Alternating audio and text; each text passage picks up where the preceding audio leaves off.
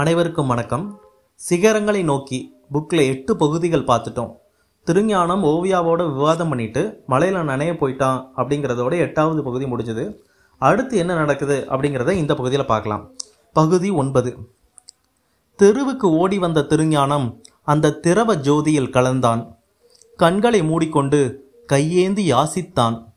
வானம் அவனுக்கு வெள்ளிக்காசுகளை வீசிக்கொண்டே இருந்தது. கண்ணிமை கவிழ்ந்தான். தன்னிலை மறந்தான். தாரைகள் தன் மீது விழுகையில் ஒரு தாவர சந்தோஷம் அடைந்தான். எப்போதுமே ஆறறிவோடு இருப்பது அவசியமில்லை மனிதா. அவ்வப்போது ஓரறிவு ஈரறிவு குறைந்து போ. புல்லின் புலகம் தெரி, புழுவின் வழி தெளி, பறவையின் சுகம் சுகி, மரங்களின் ஆன்மா அறி. இந்த மழை நிமிடங்களில் நான் மரம், ஆடை கொண்ட மரம், இங்கும் அங்கும் இடம்பெயரும் மரம். இந்த மலையில் மரங்களைப் போலவே நானும் தலை குளிக்கிறேன். மழை கொடுக்கும் பரவசத்தை எனக்குள் பரப்பிக் கொள்கிறேன். மனிதன் குளிப்பதற்கு மார்க்கம் இருக்கிறது. மனங்கள் குளிப்பதற்கு மார்க்கம் இருக்கிறதா? அதற்கு மலை ஒன்றுதான் மார்க்கம். இந்த மலையில் என் உடம்பு குளிக்கிறது. அது எனக்குள் நான் எழுதி வைத்திருக்கும் ஆணவம் என்ற எழுத்துக்களையும் அழிக்கிறது. மறந்துவிட வேண்டும். மனிதன் என்ற பதவியை கொஞ்ச நேரமாவது துறந்துவிட வேண்டும். தங்களை மனிதர்கள் என்பதிலிருந்து மறக்க முடியா சில மனிதர்களின் மனநோய்தான் உலக யுத்தம். மலையே, ஓர் உதவி செய். என்னோடு குடியிருக்கும் என் பெயரை அழித்துவிடு. ஞான கிறுக்கனாய் நனைந்தான். தேகம் சில்லிட்டது. ஆனால் அவனுக்கு அது தேவைப்பட்டது. வீதி விளக்கின் வெளிச்சத்தில் வெள்ளி சிறுமணிகள் விழுவது தெரிந்தது. மழை வைக்கும் பந்தியில் தன்னோடு பசியார எவரேனும் வருவாரோ என்று திரும்பி திரும்பி திசை அளந்தான். அங்கங்கே எல்லோரும் தூரமாய் ஒதுங்கி துக்கம் கொண்டாடி கொண்டிருந்தார்கள். தீரவில்லையா? மழையோடு உங்கள் தீண்டாமை இன்னும் தீரவில்லையா? மழை கண்டால் தாவரங்கள் பதுங்குவதில்லை. எல்லா மிருகங்களும் ஒதுங்குவதில்லை. எல்லா பறவைகளும் நடுங்குவதில்லை. ஆனால் எல்லா மனிதர்களும் மழையென்று வந்தால் மறையத்தான் பார்க்கிறார்கள். எத்தனை பெரிய அனுபவ நஷ்டம்!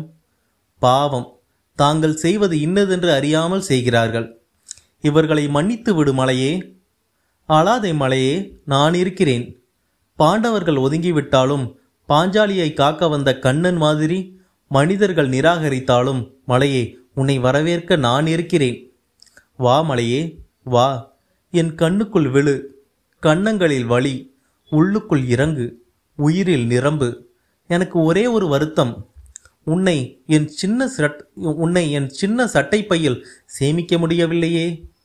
மனிதன் உறங்கும்போது மனிதனாயிருக்கிறான். தன்னை மறக்கும்போது மனிதனாயிருக்கிறான். இதோ இந்த மழை வேளையில் என்னை மறக்கிறேன். மனிதனாகிறேன். என் காமம், கோபம், ஆணவம், வஞ்சகம் அனைத்தையும் என்னை மறக்கும் வரையில் மறக்கிறேன். ஒதுங்கி நிற்பவர்களே, ஓடி வாருங்கள். மழை நிற்கும் வரையிலாவது நாம் மனிதர்களாயிருப்போம். வரமாட்டீர்கள். இதுவரை இந்த மண்ணில் தோன்றிய 4000 கோடி மனிதர்களும் மழையில் நனையாமலே மாண்டு போனார்கள். அவர்களில் யாருக்காவது சொர்க்கம் கிடைத்திருக்குமா?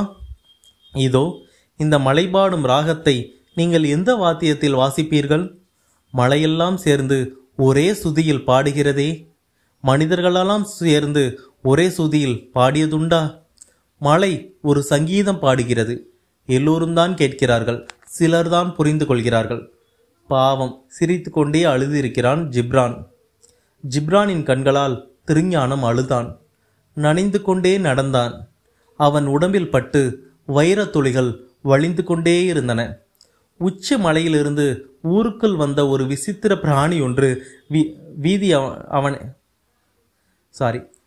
உச்சி மலையிலிருந்து ஊருக்குள் வந்த ஒரு விசித்திர பிராணி என்று வீதி அவனை வேடிக்கை பார்த்தது.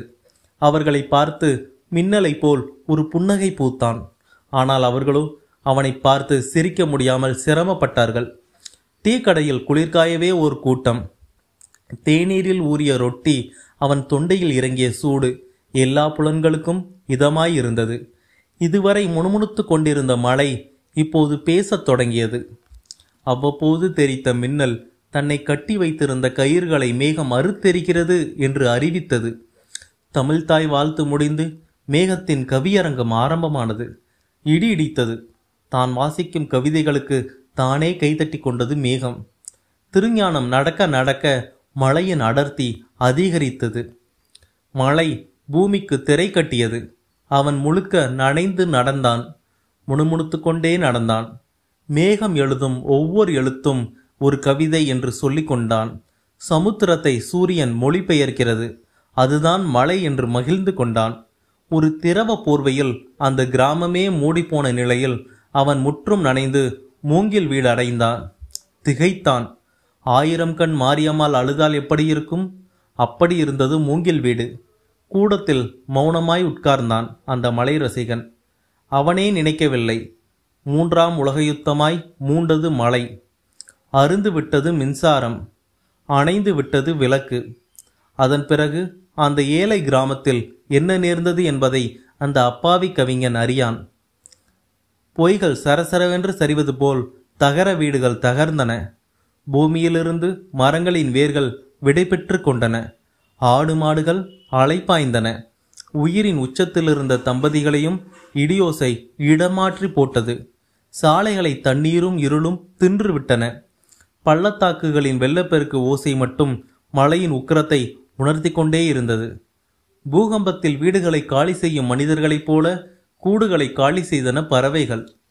அந்த மழையில் எந்த பாதிப்பும் இல்லாமல் இருந்தது இரவு மட்டும்தான். திருஞானம் உட்கார்ந்த நிலையிலேயே உறைந்து போயிருந்தான். மழை ஓர் அனுபவம், இருட்டு ஓர் அனுபவம். இருட்டு மனசின் கண்ணாடி. இருட்டில் விழித்திருங்கள், வெளிச்சத்தை கற்பனை செய்யுங்கள். தீபத்தில் ஒளியை மட்டுமே காண்பீர்கள். இருட்டில் நீங்கள் உங்களையே தரிசிப்பீர்கள். இருட்டு என்பது வெறுமை அல்ல, மனசின் ஒருமை. வெளிச்சம் என்பது ஞானம். இருட்டு என்பது தீபத்தின் தியானம். இருட்டுதான் சுய விமர்சனத்தின் சுகமான சூழல். இதோ இப்போது என் மௌன தராசில் நான் என்னையே நிறுத்துகிறேன். நான் யார்? கனவுக்காரனா? கவிதைக்காரனா? என் தவிப்பு எது? வாழ்வோடு கலப்பதா, இல்லை வாழ்வோடு பிரிவதா?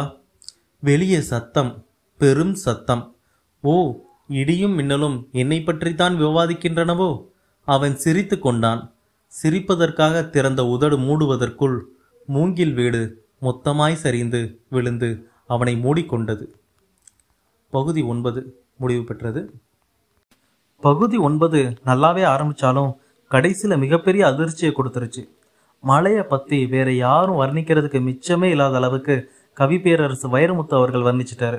ஏற்கனவே சின்ன சின்ன மலைத்துளிகள் சேர்த்து வைப்பேனோ அப்படிங்கிற பாட்டில் ரொம்பவே நல்லா வர்ணிச்சிருப்பாரு. இப்போ சிகரங்களை நோக்கியிலையும் ரொம்ப அருமையாக வர்ணிச்சிருக்காரு. சமுத்திரத்தை சூரியன் மொழிபெயர்ப்பது தான் மழைன்னு சொன்னதெல்லாம் ரொம்பவே நல்லா இருந்துச்சு. உங்களுக்கு ஏதாவது வரிகள் பிடிச்சிருந்தாலும் அதை கமெண்ட் செக்ஷனில் சொல்லுங்கள், நானும் கொஞ்சம் ரசிச்சுக்கிறேன். ஆனால் இந்த பகுதியோட முடிவில் மிகப்பெரிய அதிர்ச்சியாக மூங்கில் வீடு இடிஞ்சு திருஞானம் மேலே விழுந்துருச்சு. திருஞானத்துக்கு என்ன ஆச்சுங்கிறத அடுத்த பகுதியில் பார்க்கலாம். அது வரைக்கும் வெயிட் பண்ணுவோம். நன்றி, வணக்கம்.